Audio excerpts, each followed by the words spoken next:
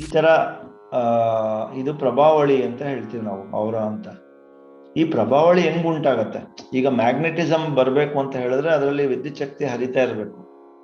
Electric field ಅಂತ ಇದ್ರೆ ಅದಕ್ಕೆ ಸುತ್ತ ಎಲೆಕ್ಟ್ರಿಸಿಟಿ ಫ್ಲೋ ಆದ್ರೆ, ಈ ಕರೆಂಟ್ ಅನ್ನೋದು ವೈರಲ್ಲಿ ಫ್ಲೋ ಆದ್ರೆ ಅದು ಸುತ್ತ ಎಲೆಕ್ಟ್ರಿಕ್ ಫೀಲ್ಡ್ ಅಂತ ಜನರೇಟರ್ ಪವರ್ ಪ್ರೊಡ್ಯೂಸ್ ಆಗತ್ತೆ, ಉತ್ಪತ್ತಿ ಆಗತ್ತೆ. ಅದೇ ತರ ನಮ್ಮ ನಾಡಿಗಳಲ್ಲೂ ಸಹ ಈ ಅಲೆಗಳು ಓಡಾಡ್ತಾ ಇರುತ್ತೆ. ನಮ್ಮ ಆಲೋಚನೆಗಳಿಂದ ನಮ್ಮ ಆತ್ಮದ ಶಕ್ತಿ ಅನ್ನೋದು ಒಂದು ವೈರಲ್ಲಿ ನಡೀತಾ ಇರೋ ಒಂದು ಕಂಟಿನ್ಯೂಸ್ ಆಗಿ ಓಡಾಡ್ತಾ ಇರುವಂತ ಕರೆಂಟ್ ಇದ್ದಂಗೆ. ಬಟ್ ನಮ್ಮ ಆಲೋಚನೆಗಳು, ನಮ್ಮ ವಿಚಾರಗಳು, ನಮ್ಮ ಕರ್ಮಗಳು ಅದನ್ನ ಮೇಲೆ ಕೆಳಗಡೆ ಮಾರುವಂತ ರೆಗ್ಯುಲೇಟರ್ ಇದ್ದಂಗೆ. ಆ ರೆಗ್ಯುಲೇಟರ್ ಬಳಸಿದ್ರೆ ಏನಾಗುತ್ತೆ, ಲೈಟ್ ಡಿಮ್ ಆಗೋದು, ಜಾಸ್ತಿ ಆಗೋದು ಇವೆಲ್ಲ ಆಗತ್ತಲ್ಲ.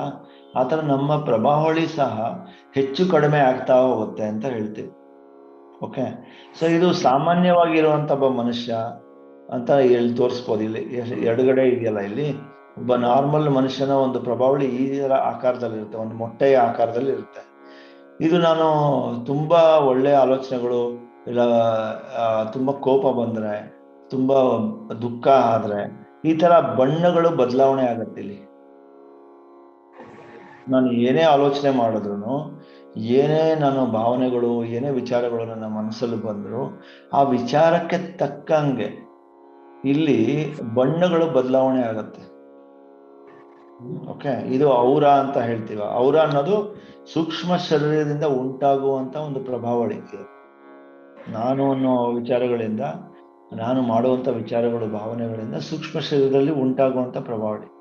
ಇದು ಕ್ಲಾರಿಯೋ ವಾಯನ್ಸ್ ಅಂತ ಕೆಲವು ಮಾಸ್ಟರ್ಸ್ಗಳಿಗೆ ಇದನ್ನ ನೋಡುವಂತ ಒಂದು ದಿವ್ಯ ದೃಷ್ಟಿ ಇರುತ್ತೆ.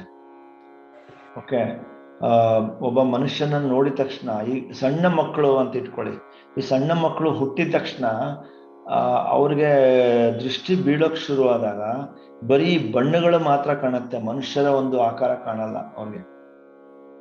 ಅವರ ಅಮ್ಮನ ಒಂದು ಬಣ್ಣಗಳು ಕಾಣುತ್ತೆ, ದೇಹದ ಔರ ಕಾಣುತ್ತೆ, ಪ್ರಭಾವಳಿ ಕಾಣುತ್ತೆ, ದೇಹ ಕಾಣಲ್ಲ ಮಕ್ಕಳಿಗೆ. ಫಸ್ಟ್ ದೃಷ್ಟಿ ಫುಲ್ ಬಂದಿರಲ್ಲ, ಯಾಕಂದ್ರೆ ಅವರು ಔಟರ್ ಪೆರಿಫರಿ ಮಾತ್ರ ಕಾಣುತ್ತೆ ಅವ್ರಿಗೆ ಅಂತ. ಔಟರ್ ಪೆರಿಫರಿ ಅಂದ್ರೆ ದೇಹ ಕಾಣಲ್ಲ, ಬಟ್ ಬರೀ ಬೆಳಕು ಮಾತ್ರ ಕಾಣುವಂಥದ್ದು ಅವ್ರಿಗೆ ಅಂತ ಆ ದಿವ್ಯ ದೃಷ್ಟಿ ಇರುತ್ತೆ. ಬಟ್ ನಾವು ಅವ್ರಿಗೆ ಅದ್ರ ಬಗ್ಗೆ ನಾವು ಮಾತಾಡದೇ ಇರೋದ್ರಿಂದ ಆ ದಿವ್ಯ ದೃಷ್ಟಿ ನನಗಿದೆ, ಇದು ಒಂದು ಶಕ್ತಿ ನನ್ನಲ್ಲಿ ಇರುವಂಥದ್ದು ಅನ್ನೋದು ಮರ್ತ್ಬಿಟ್ಟು, ಅದೇನು ಇಲ್ಲ ಅಂದ್ಬಿಟ್ಟು ಮರ್ತ್ಬಿಡ್ತಾರೆ ಅದನ್ನ, ಆ ವಿದ್ಯೆ, ಅದು ಆ ಅನುಭವ, ಮತ್ತೆ ಅದರ ಒಂದು ದಿವ್ಯ ದೃಷ್ಟಿಯ ಶಕ್ತಿಯನ್ನ ಮರ್ತು ಬಿಡ್ತಾರೆ. ಸೊ ಇದು ಸಾಕಷ್ಟು ಕೆಲವೊಬ್ರು ಸಾಧನೆ ಮಾಡಿರುವಂತ ಮಾಸ್ಟರ್ಗಳಿಗೆ ಇಲ್ಲ, ಇದಕ್ಕೆ ದಿವ್ಯ ದೃಷ್ಟಿ ನನ್ಗೆ ಕಾಣಿಸ್ಬೇಕು, ಈ ಅವರ ಕಾಣಿಸ್ಬೇಕು, ಪ್ರಭಾವಳಿ ನನಗೆ ಕಾಣಿಸ್ಬೇಕು ಅನ್ನೋರ್ಗೆ ಈ ಕಣ್ಣನ್ನ ಡೆವಲಪ್ ಮಾಡ್ಕೊಂಡ್ರೆ ಇದೆಲ್ಲ ಕಾಣುತ್ತೆ. ಕಲರ್ಸ್ ಅವರ ರೀಡಿಂಗ್ ಅಂತ ಹೇಳ್ಬಿಟ್ಟು ಹೇಳ್ತಾರೆ. ನೋಡಿದ ತಕ್ಷಣ ಅವರನ್ನ ರೀಡ್ ಮಾಡ್ತಾರೆ, ಚಕ್ರಗಳು ಯಾವ ತರ ಕೆಲಸ ಮಾಡುತ್ತೆ, ಪ್ರಭಾವಳಿ ಯಾವ ತರ ಕೆಲಸ ಮಾಡುತ್ತೆ ಅಂತ. ಇದು ಒಂದು ವಿದ್ಯೆ ಇದು.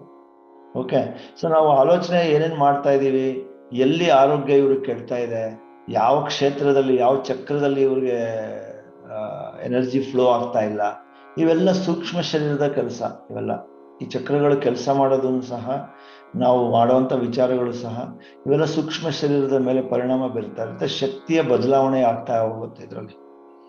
ಓಕೆ, ಸೊ ಇದು ಈ ಮೂರನೇ ಚಿತ್ರ ಇದೆಯಲ್ಲ, ಈ ಮೂರನೇ ಚಿತ್ರ ಯಾವ ತರ ಅಂತ ಹೇಳಿದ್ರೆ, ಅಂಧಕಾರದಲ್ಲಿ ಮುಳುಗಿರುವಂತ ಒಬ್ಬ ಮನುಷ್ಯನ ಅವರ ಇದು. ಅವನಿಗೆ ನಮ್ಮ ಜೀವನದಲ್ಲಿ ಏನೋ ದೃಷ್ಟಿ ಇಲ್ಲ, ಏನೋ ದಿಕ್ಕು ಸೂಚಿಸ್ತಾ ಇಲ್ಲ, ತೋರಿಸ್ತಾ ಇಲ್ಲ ಅವನಿಗೆ. ನನ್ನ ಜೀವನದ ಅರ್ಥ ಏನು, ನನ್ನ ಜೀವನ ಅಂದ್ರೆ ಏನು, ಸಾಕಷ್ಟು ಸಂಕಷ್ಟದಲ್ಲಿ ಮುಳುಗೋಗಿರುವಂತವನು, ಅಂಧಕಾರದಲ್ಲಿ ಇರುವಂತ ಒಬ್ಬ ಮನುಷ್ಯನ ಇದು ಅವರ ಇದು. ಈ ಪ್ರಭಾವಳಿ ಈ ತರ ಇರುತ್ತೆ, ಯಾಕಂದ್ರೆ ಅವನಲ್ಲಿ ಇರುವಂತ ಶಕ್ತಿಯ ಚಲನೆನೂ ಅದೇ ತರ ಆಗ್ತಾ ಇರುತ್ತೆ, ಆ ವಿಚಾರಗಳು ಅದೇ ತರ ಇರುತ್ತೆ. ಸೊ ಏನಾಗುತ್ತೆ ಅಂದ್ರೆ, ಈ ಪ್ರಭಾವಳಿ ಸಂಪೂರ್ಣವಾಗಿ ಅಂಧಕಾರದಲ್ಲಿದೆ, ಏನು ಕಾಣಿಸ್ತಾ ಇಲ್ಲ ಇಲ್ಲಿ ಅಂತ ಹೇಳ್ಬಿಟ್ಟು ಈ ತರ ಇರುತ್ತೆ. ಇಲ್ಲಿ ಕಡೆಯದಾಗಿ ನೀವು ನೋಡುವಂತಹದ್ದು ಒಬ್ಬ ಮನುಷ್ಯ ಏನಂದ್ರೆ, ಒಬ್ಬ ಜ್ಞಾನೋದಯ ಹೊಂದಿರುವಂತ ಮನುಷ್ಯನ ಒಬ್ಬ ಪ್ರಭಾವಳಿ ಅಂತ. ಜ್ಞಾನೋದಯ ಆಗಿರುವಂತ ಒಬ್ಬ ಮನುಷ್ಯನ ಪ್ರಭಾವಳಿ ಯಾವ ತರ ಇರುತ್ತೆ ಅಂದ್ರೆ, ತುಂಬಾನೇ ಏನೋ ಅದ್ಭುತವಾದ ಬೆಳಕನ್ನು ಕೊಡ್ತಾ ಇರುತ್ತೆ, ಜೊತೆಗೆ 7 ಬಣ್ಣಗಳನ್ನ ಸರಿಯಾದ ಒಂದು ಸಮ್ಮಿಲನ ಕೊಡ್ತಾ ಇರುತ್ತೆ, ಜೊತೆಗೆ ತುಂಬಾ ಹೆಚ್ಚಿನ ಏನಾಗುತ್ತೆ, ಹೆಚ್ಚಿನ ಕ್ಷೇತ್ರವನ್ನ ಆವರಿಸ್ಕೊಂಡಿರ್ತೀವಿ. ಯಾರೇ ಆ ಪ್ರಭಾವಳಿಯಲ್ಲಿ ಬಂದ್ರು ಆ ಪ್ರಭಾವಳಿಯಿಂದ ಏನಾಗುತ್ತೆ, ಅಲ್ಲಿ ಅವರು ವಿಸ್ಮಯರಾಗ್ತಾರೆ, ಮತ್ತೆ ಅವ್ರಿಗೆ ಅದರ ಅನುಭವ ಆಗತ್ತೆ. ಇಲ್ಲಿ ಕೂತ್ಕೊಂಡ್ರೆ, ಇವ್ರ ಜೊತೆ ಕೂತ್ಕೊಂಡ್ರೆ ಏನೋ ಅನಿಸ್ತಾ ಇದೆ, ಒಳ್ಳೇದು ಅನಿಸ್ತಾ ಇದೆ, ನಂಗೆ ಖುಷಿ ಅನಿಸ್ತಾ ಇದೆ ಅಂತ ಹೇಳ್ಬಿಟ್ಟು ಅವರು ಇದು ಮಾಡ್ಕೊಳ್ತಾರೆ. ಓಕೆ, ಸೊ ಇದು ಅವ್ರಿಗೆ ಫೀಲ್ ಆಗತ್ತೆ, ಹೃದಯ ತೆರೆಯುತ್ತೆ, ಮನಸ್ಸು ಹಗುರ ಆಗತ್ತೆ, ಮತ್ತೆ ಅವ್ರಿಗೆ ಖುಷಿ ಅನ್ಸುತ್ತೆ. ಪಕ್ಕದಲ್ಲಿ ಕೂತ್ಕೊಂಡ್ರೆ ಏನೋ ಒಂದು ಒಳ್ಳೇದು ಅಂತ ಅನಿಸ್ತಾ ಇರುತ್ತೆ. ಮತ್ತೆ ಮುಗುಳ್ನಗೆ ಬರಬಹುದು. ಈ ತರ ಎಲ್ಲ ಅನುಭವಗಳು, ಈ ತರ ಇರುವಂತ ಜ್ಞಾನೋದಯ ಹೊಂದಿರುವಂತ ಧ್ಯಾನಿ ಇರ್ಬೋದು, ತುಂಬಾ ಹಿಂದಿನ ಜನ್ಮದಿಂದನೂ ಜ್ಞಾನ ಹೊಂದಿಕೊಂಡು ಒಂದು ಬೋಧಿಸತ್ವನ ರೂಪದಲ್ಲಿ ಬಂದಿರ್ಬೋದು, ಬುದ್ಧನ ರೂಪದಲ್ಲಿ ಬಂದಿರ್ಬೋದು. ಇದೆಲ್ಲ ಬಂದಿರೋರಿಗೆ ಈ ತರ ಒಂದು ಪ್ರಭಾವಳಿ ಇರುತ್ತೆ.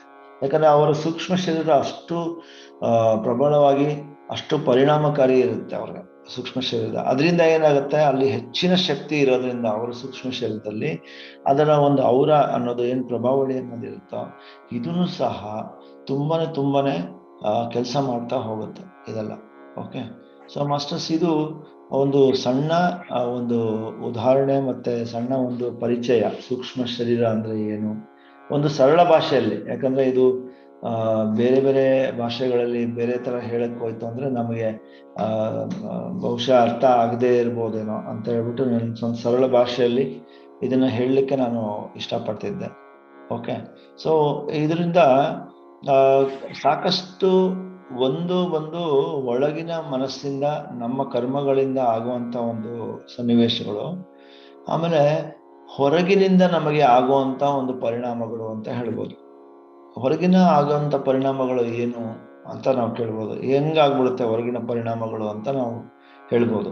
ಓಕೆ, ಹೇಗಾಗತ್ತೆ ಅಂತ ಹೇಳಿದ್ರೆ, ಈಗ ಹೊರಗೆ ತುಂಬಾ ಚಳಿ ಇರುತ್ತೆ ಅಂತ ಇಟ್ಕೊಳ್ಳಿ. ನಮಗೆ ಈಗ ಹೊರಗಡೆ, ನಮ್ಮ ಮನೆಯಿಂದ ಹೊರಗಡೆ ಹೋದ್ರೆ, ಈಗ ಚಳಿಗಾಲ ಶುರು ಆಯ್ತಲ್ಲ, ತುಂಬಾ ಚಳಿ ಆಗತ್ತಲ್ವಾ, ನಮ್ಮ ದೇಹಕ್ಕೆ ಚಳಿ ಆಗತ್ತೆ. ಸೊ ಚಳಿ ಆಗದೆ ಇರೋಂಗೆ ತಡೆಯೋದಕ್ಕೆ ನಾವೇನ್ ಮಾಡ್ತೀವಿ, ನಾವು ಒಳ್ಳೆ ಜಾಕೆಟೋ, ಸ್ವೆಟರೋ, ಮಫ್ಲರೋ, ಶಾಲ ಇದನ್ನ ಹೊದ್ಕೊಳ್ತೀವಿ, ಹೌದಾ ಇಲ್ವಾ? ಅವಾಗ ಏನಾಗುತ್ತೆ, ಚಳಿ ನಮಗೆ ಕಡಿಮೆ ಆಗತ್ತೆ.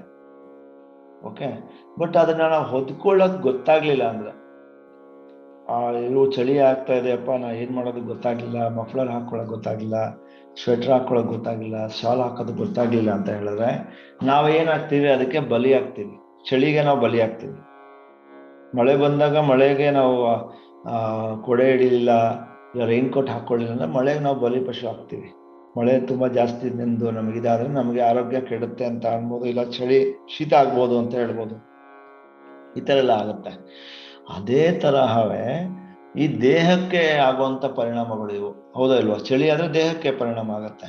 ಅದೇ ತರ ಏನಾಗುತ್ತೆ, ಈಗ ಒಂದು 10 ಜನ ನಾವು ತುಂಬಾ ಕೆಟ್ಟದಾಗಿ ಆಲೋಚನೆ ಮಾಡ್ತಾ ಇರುವಂತ 10 ಜನದ ಮಧ್ಯೆ ನಾವು ಸೇರ್ಕೊಂಡಾಗ, ಆ 10 ಜನದ ವಿಚಾರಗಳು ತುಂಬಾ ಕೆಟ್ಟದ್ದು ಇರೋದ್ರಿಂದ, ನಕಾರಾತ್ಮಕವಾಗಿರೋದ್ರಿಂದ ಏನಾಗತ್ತೆ, ಅವರ 10 ಜನ ಪ್ರಭಾವಳಿ ನಮ್ಮಲ್ಲಿ, ನಮ್ಮ ಸೂಕ್ಷ್ಮ ಶರೀರದ ಮೇಲೆ ಪ್ರಭಾವ ಬೀರುತ್ತೆ.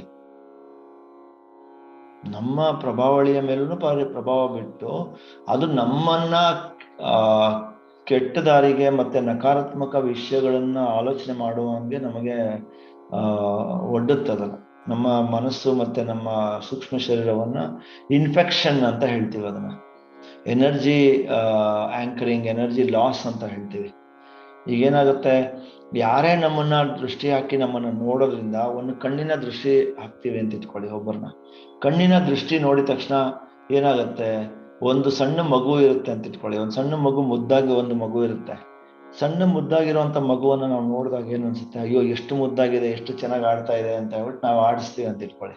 ಅದೇ ತರ ಸಾಕಷ್ಟು ಜನಗಳು ಮುದ್ದಾಡ್ತಾರೆ, ಕಣ್ಣು ತುಂಬಾ ದೃಷ್ಟಿ ಆಗ್ತಿದೆ ಅಂತ ಹೇಳ್ತಾರೆ. ಅವಾಗ ಏನಾಗುತ್ತೆ, ಮಗು ಸಂಜೆ ಆದ್ರೆ ಅಳಕ್ ಶುರು ಮಾಡುತ್ತೆ, ಹಠ ಮಾಡುತ್ತೆ, ಗಲಾಟೆ ಮಾಡುತ್ತೆ ಅಂದಾಗ ತಾಯಂದ್ರು ಏನ್ ಮಾಡ್ತಾರೆ, ಇವ್ರಿಗೆ ಏನೋ ತುಂಬಾ ದೃಷ್ಟಿ ಆಗ್ಬಿಟ್ಟಿದೆ ಅಂದ್ರೆ ದೃಷ್ಟಿ ಬೊಟ್ಟಿರ್ತಾರೆ, ಇಲ್ಲಾಂದ್ರೆ ಪರ್ಕೆ ಕಡ್ಡಿ ತಗೊಂಡು ಸುಟ್ಬಿಟ್ಟು ಬೆಂಕಿ ಇಟ್ಬಿಟ್ಟು ಪರ್ಕೆಯಿಂದ ಇಳಿಸ್ತಾರೆ, ಇಲ್ಲಾಂದ್ರೆ ಉಪ್ಪಿಂದ ತಗೊಂಡು ಉಪ್ಪಲ್ಲಿ ಇಳಿಸ್ತಾರೆ, ಉಪ್ಪು ನೀರು ಹಾಕ್ತಾರೆ.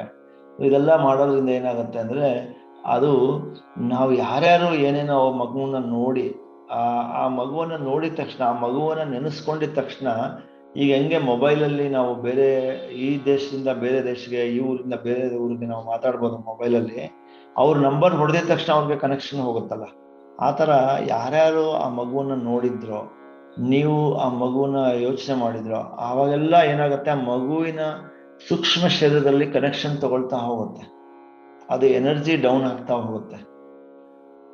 ಸೊ ಇವೆಲ್ಲ ಏನಂದ್ರೆ ಎನರ್ಜಿ ಲ್ಯಾಂಗ್ವೇಜ್ ಅಂತ ಹೇಳ್ತೀವಿ. ಅದಕ್ಕೆ ನಾವೇನ್ ಮಾಡ್ತೀವಿ, ಅದನ್ನ ಕಡಿಯಕ್ಕೆ ನಾವು ಧ್ಯಾನ ಮಾಡೋದ್ರಿಂದ ಏನಾಗುತ್ತೆ ಅಂದ್ರೆ ನಮಗೆ ಪ್ರೊಟೆಕ್ಷನ್ ಸಿಗುತ್ತೆ ಧ್ಯಾನದಿಂದ. ಜೊತೆಗೆ ಇದಕ್ಕೆ ನಮ್ಮ ಎಥ್ರಿಕ್ ಕಾರ್ಡ್ಸ್ ಅಂತ ಹೇಳ್ತೀವಿ. ಎಥ್ರಿಕ್ ಕಾರ್ಡ್ಸ್ ಅಂದ್ರೆ ಎಥ್ರಿಕ್ ಸೂಕ್ಷ್ಮ ಶರೀರದ ರಂಧ್ರಗಳು ಅಂತ. ಕಾರ್ಡ್ಸ್ ಅಂತ ಹೇಳಿದ್ರೆ ಸೂಕ್ಷ್ಮ ಶರೀರದ ರಂಧ್ರಗಳು ಅಂತ. ಇದನ್ನ ನಾವು ಡಿಸ್ಕನೆಕ್ಟ್ ಮಾಡ್ಕೋಬಹುದು. ಏನ್ ಡಿಸ್ಕನೆಕ್ಟ್ ಮಾಡ್ಬೋದು ಅಂದ್ರೆ, ನಮ್ಮಲ್ಲೇ ನಾವು ಧ್ಯಾನಕ್ಕೆ ಕೂತ್ಕೊಂಡು ನನಗೆ ಯಾವುದೇ ಒಂದು ಸೂಕ್ಷ್ಮ ಶರೀರದ, ಬೇರೆಯವರ ಸೂಕ್ಷ್ಮ ಶರೀರದ ರಂಧ್ರಗಳು ನನ್ನ ರಂಧ್ರಗಳಿಗೆ ಸೇರ್ಕೊಂಡಿದ್ರೆ, ಏನಾದ್ರು ಕನೆಕ್ಷನ್ ತಗೊಂಡು ನನ್ನ ಎನರ್ಜಿನ ಡೌನ್ ಮಾಡ್ತಾ ಇದ್ರೆ, ಅದು ಈಗಲೇ ಡಿಸ್ಕನೆಕ್ಟ್ ಆಗಲಿ, ಈಗಲೇ ಡಿಸ್ಕನೆಕ್ಟ್ ಮಾಡ್ತಾ ಇದ್ದೀನಿ ಅಂತ ಹೇಳ್ಬಿಟ್ಟು ಡಿಸ್ಕನೆಕ್ಟ್ ಮಾಡ್ಕೋಬೋದು. ಈ ಉಪ್ಪಿಳಿಸೋದು, ಬೆಂಕಿಯನ್ನ ಇಳಿಸೋಂಥದ್ದು, ಇವೆಲ್ಲ ಏನ್ ಮಾಡ್ತೀವಿ ಅದನ್ನ ಧ್ಯಾನದಲ್ಲೂ ನಾವು ಮಾಡ್ಕೋಬಹುದು. ಈಗ ಮಕ್ಕಳಿಗೆ ದೃಷ್ಟಿಯಾಗಿದೆ, ಏನೋ ಒಂದು ಆರೋಗ್ಯ ಕೆಟ್ಟಿದೆ, ತುಂಬಾ ಹಠ ಮಾಡ್ತಾ ಇದಾವೆ ಇದ್ದಕ್ಕಿದ್ದಂಗೆ, ಅಂದ್ರೆ ಈಗ ತುಂಬಾ ಒಂದು ಕಣ್ಣಾಸ್ರೆ ಆಗಿದೆ ಅವೆಲ್ಲ ಅಂತ ಹೇಳ್ತೀವಲ್ಲ. ಸೊ ಅವೆಲ್ಲ ಇದನ್ನೆಲ್ಲ ಧ್ಯಾನದಲ್ಲಿ ತೆಗಿಯೋದು ತುಂಬಾ ಕಷ್ಟ, ಈಸಿ ಇದರಲ್ಲೆಲ್ಲ. ಏನು ಅಂದ್ರೆ ಕಣ್ಣು ಮುಚ್ಕೊಳ್ಳೋದು, ಧ್ಯಾನಕ್ಕೆ ಕೂತ್ಕೊಳ್ಳೋದು, ನನಗೆ ಏನೇ ಯಾವುದೇ ಒಂದು ಸೂಕ್ಷ್ಮ ಶರೀರದ ಒಂದು ಕನೆಕ್ಷನ್ಸ್ ಬೇರೆ ಬೇರೆಯವ್ರದ್ದು ಬೇಡದೇ ಇರೋಂಥ ಏನೇನು ನನಗೆ ಎನರ್ಜಿ, ನನಗೆ ಕನೆಕ್ಷನ್ ತಗೊಂಡಿದ್ರೆ ಅದೆಲ್ಲ ಈಗಲೇ ಕತ್ತರಿಸಿ ಹೋಗ್ಲಿ ಅಂತ ಹೇಳ್ಬಿಟ್ಟು ನಾವು ಅನ್ಕೊಂಡಾಗ ಆ ವೈರ್ಗಳೆಲ್ಲ ಕನೆಕ್ಷನ್ ಕಟ್ ಆಗತ್ತೆ, ನನ್ನ ಸೂಕ್ಷ್ಮ ಶರೀರದಿಂದ ಕಟ್ ಆಗತ್ತೆ. ಆವಾಗ ನಮ್ಮ ಎನರ್ಜಿ ಇನ್ನೂ ಅವಾಗ ಹೆಚ್ಚಾಗ್ತಾ ಹೋಗುತ್ತೆ. ನಮ್ಮ ಸೂಕ್ಷ್ಮ ಶರೀರದಲ್ಲಿ ಆಗಿದ್ದಂಥ ಇನ್ಫೆಕ್ಷನ್ಗಳು ಅಂತ ಏನು ಹೇಳ್ತೀವಲ್ಲ, ಅವು ಈಗ ನಮಗೆ ಹೆಂಗೆ ರೋಗ ನಿರೋಧಕ ಶಕ್ತಿ ನಮ್ಮ ದೇಹದಿಂದ ಉತ್ಪತ್ತಿ ಆಗುತ್ತೋ, ಆತ್ಮದ ಶಕ್ತಿಯಿಂದ ಸೂಕ್ಷ್ಮ ಶರೀರ ಮತ್ತೆ ಅದಕ್ಕೆ ಚೇತರಿಸ್ಕೊಳ್ಳೋದಕ್ಕೆ ಎನರ್ಜಿ ಕೊಡುತ್ತೆ. ಆಮೇಲೆ ಎಲ್ಲ ಬೇರೆ ಬೇರೆ ಬೇಡದೇ ಇರುವಂಥ ಆಲೋಚನೆಗಳು, ವಿಚಾರಗಳಿಂದ ಬೇರೆ ಬೇರೆಯವರು ನಮ್ಮ ಮೇಲೆ ಮಾಡುವಂಥ ಪರಿಣಾಮಗಳು, ನಾವು ಬೇರೆಯವ್ರ ಬಗ್ಗೆ ಯೋಚನೆ ಮಾಡಿದ್ರಿಂದ ನಮಗಾಗುವಂಥ ಪರಿಣಾಮಗಳು, ಇವೆಲ್ಲವನ್ನು ನಾವು ಕತ್ತರಿಸಾಕ್ಬೋದು ಇದರಿಂದ. ಓಕೆ, ಸೊ ಮಾಸ್ಟರ್ಸ್, ಇದು ತುಂಬಾನೇ ಮುಖ್ಯವಾದ ಅಂಗ ನಮ್ಮ ಜೀವನಕ್ಕೆ ಅಂತ ಹೇಳ್ಬೋದು. ಸೂಕ್ಷ್ಮ ಶರೀರ ಮತ್ತೆ ಸೂಕ್ಷ್ಮ ಶರೀರದ ಪ್ರಭಾವಳಿ ಇದೆಯಲ್ಲ, ತುಂಬಾನೇ ಮುಖ್ಯ. ಪ್ರತಿ ಕ್ಷಣ ಇದು ಬದಲಾವಣೆ ಆಗ್ತಾ ಇರುತ್ತೆ. ನಮ್ಮ ಮನಸ್ಸು ಯಾವ ತರ ಏರಿಳಿತ ಆಗ್ತಾ ಇರುತ್ತೋ ಪ್ರತಿದಿನ ಪ್ರತಿ ಕ್ಷಣವು, ಅದೇ ತರ ಈ ಸೂಕ್ಷ್ಮ ಶರೀರ ಮತ್ತೆ ಸೂಕ್ಷ್ಮ ಶರೀರದ ಪ್ರಭಾವಳಿನೂ ಸಹ ಒಂದೊಂದು ಸೆಕೆಂಡ್ಗೂ ಏನ್ ನಮ್ಮ ಮನಸ್ಸಲ್ಲಿ ನಡೀತಾ ಇದೆಯೋ ಅದ್ರ ಪ್ರಕಾರ ಅದ್ರ ಪ್ರತಿಬಿಂಬ ತೋರಿಸ್ತಾ ಇರುತ್ತೆ. ಓಕೆ, ಅದಕ್ಕೆ ನಾವು ಧ್ಯಾನದಿಂದ ನಾವೇನ್ ಮಾಡ್ಬೋದು ಅಂದ್ರೆ ನಮ್ಮ ಸೂಕ್ಷ್ಮ ಶರೀರದ ಆರೋಗ್ಯವನ್ನು ನಾವು ಕಾಪಾಡ್ಕೊಳ್ಬೋದು. ಮತ್ತೆ ನಮ್ಮ ಪ್ರಭಾವಳಿಯನ್ನ ತುಂಬಾ ಹೆಚ್ಚಿನ ಒಂದು ಕ್ಷೇತ್ರವನ್ನು ಆವರಿಸಿ, ಈ ಕ್ಷೇತ್ರದಲ್ಲಿ ಏನೇ ನಕಾರಾತ್ಮಕ ಅಂಗಗಳು, ನಕಾರಾತ್ಮಕ ಮಾಡುವಂತ ವಿಚಾರಗಳು ಮಾಡುವಂತ ವ್ಯಕ್ತಿಗಳು ಮತ್ತೆ ನಕಾರಾತ್ಮಕ ಶಕ್ತಿಗಳು ಏನೇ ನಮ್ಮ ಪ್ರಭಾವಳಿಯಲ್ಲಿ ಬಂದ್ರೆ ಅದು ಅಲ್ಲೇ ನಾಶ ಆಗ್ಬೇಕು. ಅಷ್ಟು ನಮ್ಮಲ್ಲಿ ಶಕ್ತಿ ನಾವು ಬೆಳೆಸ್ಕೋಬಹುದು ಧ್ಯಾನದಿಂದ ಅಂತ ನಾನು ಹೇಳ್ಬೋದು.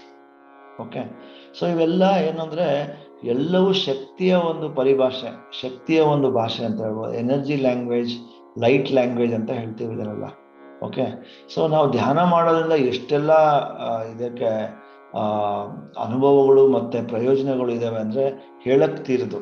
ಸೂಕ್ಷ್ಮ ಶರೀರದ ಮಾತು ಅಂತ ಹೇಳ್ಬೋದು, ಲೈಟ್ ಲ್ಯಾಂಗ್ವೇಜ್, ಎನರ್ಜಿ ಲ್ಯಾಂಗ್ವೇಜ್ ಏನಿದೆ, ಎನರ್ಜಿ ಹೀಲಿಂಗ್ ಅಂತ ಹೇಳ್ತೀವ, ಇದೆಲ್ಲ ಆಟೋಮೆಟಿಕ್ ಆಗಿ ನಮ್ಮಲ್ಲಿ ಉತ್ಪತ್ತಿ ಆಗಕ್ಕೆ ಸ್ಟಾರ್ಟ್ ಮಾಡುತ್ತೆ. ನಮಗ್ ಗೊತ್ತಿಲ್ಲದೆ ಇದ್ರೂ ಸಹ ನಮ್ಮ ಪ್ರಭಾವಳಿ ಈ ತರ ಹೆಚ್ಚೆಚ್ಚಾಗಿ ಹೋಗಿ ಏನೇ ನಮ್ಮ ಜೀವನದಲ್ಲಿ ಅಡೆತಡೆಗಳಿತ್ತು ಅಂದ್ರೂ ಅದು ದೂರ ತಳ್ಳುತ್ತದೆ. ಬೇಡದೇ ಇರುವಂಥದ್ದು, ನಮಗೆ ಆಗದೇ ಇರುವಂಥದ್ದು, ನಮ್ಮ ಕಂಪನಕ್ಕೆ ಸರಿ ಹೊಂದದೇ ಇರುವಂಥದ್ದು ಶಕ್ತಿಗಳೆಲ್ಲ ನಮಗೆ ಬರದೇ ಇರೋಂಗೆ ಅದು ನೋಡ್ಕೊಳ್ಳುತ್ತೆ. ಒಂದು ಕರ್ಣನ ಕವಚ ಇದ್ದಂಗೆ ನಮಗೆ ಕೆಲಸ ಮಾಡುತ್ತೆ ಅಂತ ಹೇಳ್ಬೋದು. ಓಕೆ, ಸೊ ಮಾಸ್ಟರ್ಸ್, ಇದು ತುಂಬಾ ಒಳ್ಳೆ ವಿಷಯ. ನನಗೆ ಏನ್ ಟಾಪಿಕ್ ತಗೊಳ್ಬೇಕು ಅನ್ನೋದು ಗೊತ್ತಾಗ್ತಾ ಇರಲಿಲ್ಲ. ಸೊ ಮೇಡಮ್ ಏನ್ ನೀವೇ ಹೇಳಿ ನಾನು ಟಾಪಿಕ್ ಏನ್ ತಗೊಳ್ಬೇಕು ಅಂತ ಹೇಳಿದಕ್ಕೆ ಅವರು ಸೂಕ್ಷ್ಮ ಶರೀರ ಅಂತ ಹೇಳಿದ್ರು. ನನಗೆ ತುಂಬಾ ವರ್ಷಗಳ ಹಿಂದೆ ಇದ್ರ ಬಗ್ಗೆ ನಾನು ಯೋಚನೆ ಮಾಡಿ ಇದ್ರ ಬಗ್ಗೆ ಎಲ್ಲ ಮಾತಾಡ್ತಿದ್ದೆ. ಬಟ್ ಹೆಂಗೋ ಇದು ರೈಟ್ ಟೈಮಿಗೆ ನನಗೆ ಇದು ಸ್ಲೈಡು ಮತ್ತೆ ಈ ಪಿಕ್ಚರ್ಸ್ ಎಲ್ಲ ಸಿಕ್ತು. ಇದು ಒಂದು ಅನುಭವನೂ ಮತ್ತೆ ನಿಮ್ಮ ಹತ್ರ ಎಲ್ಲ ಹಂಚ್ಕೊಳ್ಳೋಕ್ಕೆ ನನಗೆ ಅವಕಾಶ ಸಿಕ್ತು ಮಾಸ್ಟರ್. ಸೊ ತುಂಬಾ ಒಳ್ಳೆ ಟಾಪಿಕ್ಕು. ಧ್ಯಾನ ಮಾಡಿ ಇದರ ಅನುಭವ ತಗೊಳ್ಳಿ ಎಲ್ಲರೂ. ನಿಮಗೂ ಇದರ ಅನುಭವ ಆಗುತ್ತೆ. ಎನರ್ಜಿ ಮೇಲೆ ಹೋಗೋದು, ಎನರ್ಜಿ ಕಡಿಮೆ ಆಗೋದು, ಎನರ್ಜಿ ಇನ್ಫೆಕ್ಷನ್ಸ್ ಆಗೋದು, ಎನರ್ಜಿಯಿಂದ ನಿಮ್ಮ ಎನರ್ಜಿಯಿಂದ ಬೇರೆಯವ್ರಿಗೆ ಒಳ್ಳೆಯ ಒಂದು ಎಕ್ಸ್ಪೀರಿಯನ್ಸ್ ಆಗುವಂಥದ್ದು, ನಿಮ್ಮ ಜೊತೆ ಕೂತ್ಕೊಂಡ್ರೆ ಖುಷಿ ಆಗುತ್ತೆ. ಇವೆಲ್ಲ ಅನುಭವಗಳು ನಿಮ್ಗೆಲ್ಲ ಗೊತ್ತಾಗ್ತಾ ಇರುತ್ತೆ. ಸರ್ ನಿಮ್ಮ ಜೊತೆ ಕೂತ್ಕೊಂಡ್ರೆ ಏನೋ ಚೆನ್ನಾಗಿದೆ ಅಂತ ಅನ್ಸುತ್ತೆ, ನಿಮ್ಮ ಜೊತೆ ಮಾತಾಡ್ಬೇಕಂತ ಅನಿಸ್ತಾ ಇದೆ, ನಿಮ್ಮನ್ನು ನೋಡಿದ್ರೆ ಏನೋ ಖುಷಿ ಅನಿಸ್ತಾ ಇದೆ ಅಂತ ಎಲ್ಲ ಬರ್ತಾ ಇದೆ ಅಂದ್ರೆ ನಿಮ್ಮ ಪ್ರಭಾವಳಿ ತುಂಬಾ ಚೆನ್ನಾಗಿದೆ, ನಿಮ್ಮ ಸೂಕ್ಷ್ಮ ಶರೀರ ತುಂಬಾ ವಿಕಸಿತವಾಗಿ ಆರೋಗ್ಯಕರವಾಗಿದೆ ಅನ್ನೋದು ಅದರ ಅರ್ಥ. ಸೊ ಧ್ಯಾನ ಮಾಡ್ತಾ ಮಾಡ್ತಾ ಏನಾಗುತ್ತೆ, ದಿನನಿತ್ಯ ನಮ್ಮ ಮನಸ್ಸಿನ ಶುದ್ಧತೆ ಆಗ್ತಾ ಆಗ್ತಾ ನಮ್ಮ ಸೂಕ್ಷ್ಮ ಶರೀರದಲ್ಲಿ ಶಕ್ತಿಯ ಪ್ರವಾಹ ಜಾಸ್ತಿ ಆಗ್ತಾ ಹೋಗುತ್ತೆ. ಎಥರಿಕ್ ಬಾಡಿ ಅಂತ ಏನ್ ಹೇಳ್ತೀವಿ, ಎಥರಿಕ್ ಬಾಡಿಯಲ್ಲಿ ತುಂಬಾ ಹೆಚ್ಚು ವಿಶ್ವಶಕ್ತಿ ಹರಿಯುತ್ತೆ. ಇದರಲ್ಲಿ ಯಾವಾಗ ಈ ವಿಶ್ವಶಕ್ತಿ ಹರಿಲಿಕ್ಕೆ ಶುರು ಆಗುತ್ತೋ, ನಮ್ಮ ಈ ಕಡೆಯ ಒಂದು ಚಿತ್ರದಲ್ಲಿ ಇದೆಯಲ್ಲ, ಆ ತರ ನಮ್ಮ ಪ್ರಭಾವಳಿ ಇನ್ನು ಹೆಚ್ಚೆಚ್ಚಾಗಿ ವಿಕಸಿತ ಆಗಕ್ಕೆ ಶುರು ಆಗುತ್ತೆ, ಇನ್ನು ಬೆಳೆಯಲಿಕ್ಕೆ ಶುರು ಆಗುತ್ತೆ. ಯಾರೇ ಒಂದ್ರೂ ಅದನ್ನ ಭೇದಿಸಕ್ ಆಗಲ್ಲ. ಅವರು ಏನೇ ದುಷ್ಟ ಶಕ್ತಿಗಳು ಅಂತ ಹೇಳ್ಬೋದು, ಬೇಡದೇ ಇರೋ ಶಕ್ತಿಗಳು ಅನ್ಬೋದು, ನಕಾರಾತ್ಮಕ ಶಕ್ತಿಗಳು ಅಂತ ಹೇಳ್ಬೋದು, ಅವೆಲ್ಲ ಯಾವುದು ನಮ್ಮ ಪ್ರಭಾವಳಿಯನ್ನ ಭೇದಿಸಿ ಒಳಗಡೆ ಬರೋಕ್ಕಾಗಲ್ಲ. ನಮ್ಮ ಮನಸ್ಥಿತಿಯನ್ನ ಕೆಡಿಸಕ್ಕಾಗಲ್ಲ, ನಮ್ಮ ಖುಷಿಯನ್ನ ಕಿತ್ಕೊಳ್ಳೋದಕ್ಕಾಗಲ್ಲ, ನಮ್ಮ ಆರೋಗ್ಯವನ್ನ ಕೆಡಿಸ್ಕೊಳಕ್ಕಾಗಲ್ಲ, ಮಾನಸಿಕ ದೈಹಿಕ ಆರೋಗ್ಯವನ್ನ ಕಿತ್ಕೊಳಕ್ಕಾಗಲ್ಲ. ಎಲ್ಲ ತರದಲ್ಲೂ ನಾವು ಒಂದು ಕವಚದಲ್ಲಿ ತುಂಬಾ ಚೆನ್ನಾಗಿ ನಾವು ಕಾಪಾಡ್ಕೊಳ್ಬಹುದು ನಮ್ಮ ಜೀವನವನ್ನ ಅಂತ ಹೇಳ್ಬೋದು. ಒಂದು ಫ್ರಿಡ್ಜ್ ನಾವು ಒಂದು ತಂಗಳ ಪಟ್ಟಿಗೆ ಅಂತ ಏನ್ ಹೇಳ್ತೀವಿ, ಫ್ರಿಡ್ಜ್ ಅಂತ ಹೇಳ್ತೀವಲ್ಲ, ರೆಫ್ರಿಜರೇಟರ್ ಅಲ್ಲಿ ಏನಾಗುತ್ತೆ, ಹೊರಗಿನ ತಾಪಮಾನ ಎಷ್ಟೇ ಇದ್ರು ಒಳಗಿನ ತಾಪಮಾನ ಏನಿರುತ್ತೆ, ತುಂಬಾ ತಣ್ಣಗೆ ತಂಪಾಗಿರುತ್ತೆ ಅಲ್ವಾ. ಅದೇ ತರ ನಮ್ಮ ಸೂಕ್ಷ್ಮ ಶರೀರ ಮತ್ತೆ ನಮ್ಮ ಪ್ರಭಾವಳಿ ಚೆನ್ನಾಗಿ ಆರೋಗ್ಯಕರವಾಗಿ ಇದು ತುಂಬಾ ಸದೃಢವಾಗಿ ಇದ್ರೆ ನಮಗೆ ಯಾರು ಬಂದು ಭೇದಿಸಕ್ಕಾಗಲ್ಲ. ನಮ್ಮ ಜೀವನದಲ್ಲಿ ಯಾರು ಅಡ್ಡ ಹಾಕಕ್ಕಾಗಲ್ಲ, ಯಾರು ಬಂದು ನಮ್ಮ ಜೀವನದಲ್ಲಿ ಮೂಗು ತೂರ್ಸಕ್ ಆಗೋದಿಲ್ಲ. ನಾವು ನಮ್ಮ ಜೀವನ ನಡೆಸ್ಬೋದು, ನಮ್ಮ ಮನಸ್ಸಿನ ಸ್ಥಿತಿನ ಕಾಪಾಡ್ಕೊಳ್ಬೋದು, ದೇಹದ ಸ್ಥಿತಿಯನ್ನ ಕಾಪಾಡ್ಕೊಳ್ಬೋದು, ಮತ್ತೆ ನಾವು ಏನ್ ಸಂಕಲ್ಪ ಮಾಡಿದೀವೋ ಅದೆಲ್ಲ ನಾವು ನಮ್ಮ ಜೀವನದಲ್ಲಿ ಸಾಧನೆ ಮಾಡ್ಬೋದು ಅಂತ ಹೇಳ್ಬೋದು.